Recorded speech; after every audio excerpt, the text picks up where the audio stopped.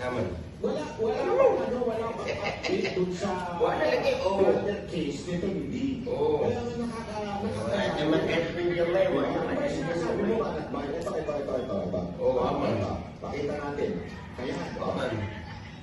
ito po yung 2020 pa po ito. Ito po ay complaint dito sa Isabela Vice Governor na ngayon ay Congressman Speaker Faustino D. So, Yun. ladies and gentlemen, may plunder case. When you say plunder case, para kung magkaalaman tayo, magkalimutan. Milk. Ang plunder case. Milk yun. Hindi La spider.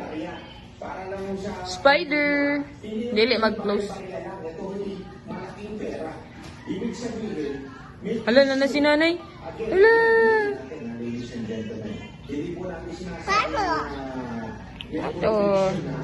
Okay, hindi yan ang ating sinasabi. Pero, ladies and gentlemen, ito yung bilyon-bilyon di umano-ano para kaso. Pinasuhan sila. Kasi nga daw, ano lang dahilan ng pagkaso?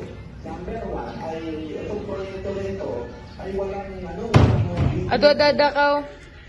Si dadakaw. Ibig sabihin, walang ayon sa ating government procurement report kailangan may bilhin. Kasi ang vice governor, siguro siya yung in charge. Kaya nga hindi lang, hindi lamang po siya. May 20 parang official.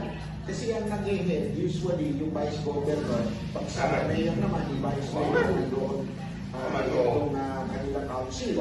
Dito, yung vice governor. Di ba? Aman.